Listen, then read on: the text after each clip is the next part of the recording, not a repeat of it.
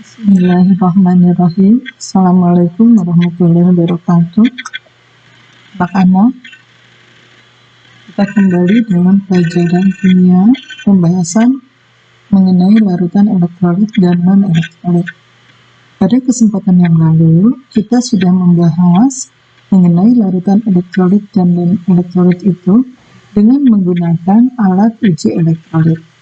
Jadi, Ibu harapkan bahwa kalian sudah bisa membedakan mana larutan elektrolit dan mana larutan non-elektrolit. Jadi kalau kita lihat bahwa larutan elektrolit itu adalah larutan yang dapat menghantarkan arus listrik. Hal ini disebabkan karena larutan tersebut dapat terionisasi atau terurai menjadi ion-ionnya. Kita ambil contoh. NaCl. NaCl ketika kita masukkan ke dalam air, dia akan menjadi larutan NaCl dan larutan NaCl itu akan terurai menjadi Na+, Aq dan Cl-Aq. Kemudian, larutan elektrolit itu terbagi ke dalam dua bagian, satu elektrolit kuat, dua larutan elektrolit lemah. Perbedaan antara larutan elektrolit kuat dan elektrolit lemah adalah pertama, larutan elektrolit kuat itu terionisasi sempurna. Artinya, seluruh zatnya itu akan terurai seluruhnya menjadi ion-ion. Sementara kalau larutan elektrolit lemah, maka hanya terionisasi sebagian. Ya. Apakah 10%, 20%, ataupun 90%, jadi tidak seluruhnya terionisasi atau terurai menjadi ion-ion. Kemudian yang kedua, dia memiliki harga alfa sama dengan 1. Alfa itu adalah derajat ionisasi atau banyaknya larutan yang terurai menjadi ion-ionnya. Sementara larutan elektrolit lemah, dia memiliki harga alfa antara 0 sampai dengan 1. Yang ketiga, dengan menggunakan alat uji elektrolit, bahwa elektrolit kuat itu mampu menyalakan lampu. Kemarin kita lihat ketika kita praktik atau ibu mengadakan demonstrasi, terlihat bahwa untuk larutan elektrolit kuat itu bisa memberikan nyala dalam lampu, kemudian memiliki gelembung yang banyak. Ya, kita ambil contohnya adalah NaCl. Sementara kalau larutan elektrolit lemah, dengan alat uji elektrolit, lampu itu redup atau tidak menyala dengan menghasilkan gelembung-gelembung hanya sedikit. Kita ambil contoh adalah CH3COOH. Larutan elektrolit itu dapat berasal dari senyawa. Satu adalah senyawa ion. Kalian ingat, senyawa ion itu adalah senyawa yang memiliki ikatan ion. Kita ambil contoh NaCl. Kenapa NaCl disebut senyawa ion? Karena NaCl terbentuk dari logam dan non-logam. Begitu juga dengan KBr, MgO, KCl, MgBr2, K2S, dan seterusnya. Kemudian yang kedua adalah dari senyawa kovalen. Nah, untuk senyawa kovalen, tidak seluruhnya senyawa kovalen itu dapat menghantarkan listrik atau bersifat elektrolit. Hanya senyawa yang merupakan ikatan kovalen polar. Ya. Kenapa ikatan kovalen polar itu bisa menghantarkan listrik? Kalian ingat lagi bahwa ikatan kovalen polar terjadi karena perbedaan keelektronegatifan antara atom-atom yang menyusun senyawa tersebut.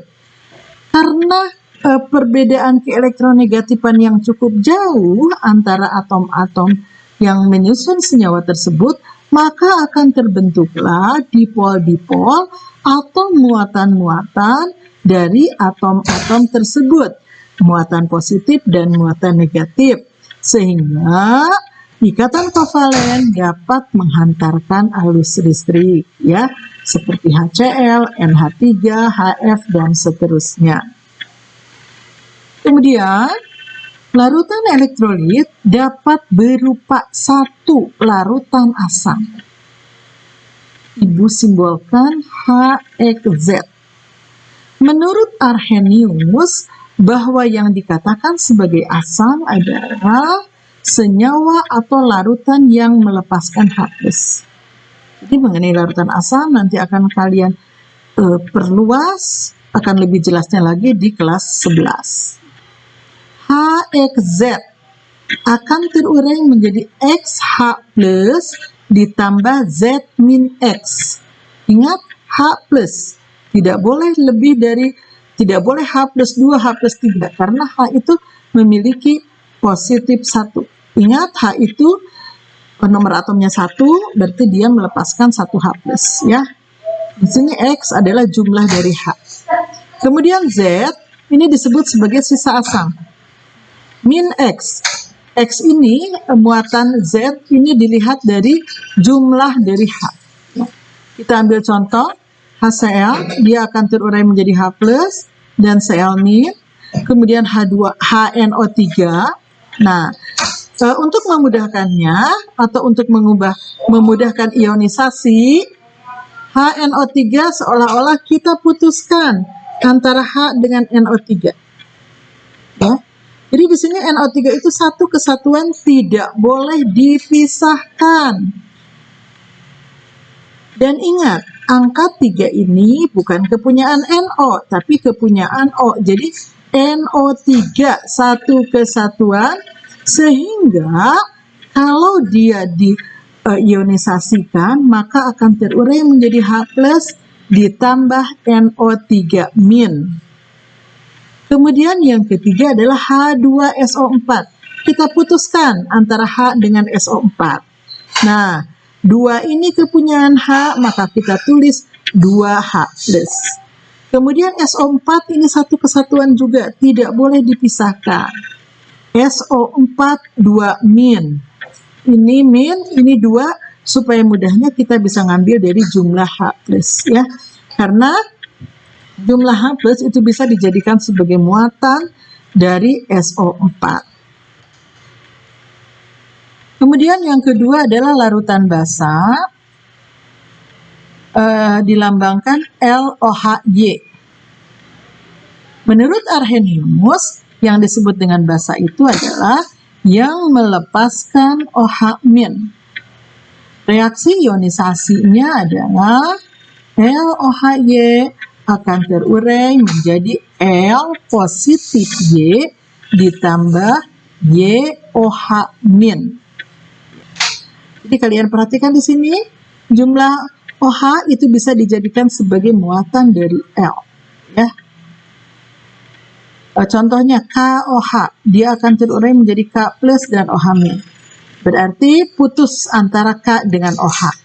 Di sini yang kedua, CaOH 2 kali, putuskan antara Ca dengan OH. Ca2+ ditambah 2OH-. Nah, yang 2 ini kita jadikan muatan Ca. Kemudian yang ketiga, itu adalah larutan garam, atau ibu lambangkan dengan LXZY. Larutan garam ini merupakan hasil yang terbentuk antara asam dengan basa. L-nya dari basa, Z-nya merupakan sisa asam. X ini adalah jumlah dari L, itu bisa nanti kamu jadikan muatan dari Z. Sementara Y itu jumlah dari Z, kalian bisa jadikan sebagai muatan dari L. Ya. Kita ambil contoh reaksi ionisasinya. LXZY berarti XL positif Y ditambah Y Z negatif X. Kita tukar ya. X dijadikan di Z, Y dijadikan di L. Ibu ambil contoh, NaCl akan terurai menjadi Na+ dan Cl-.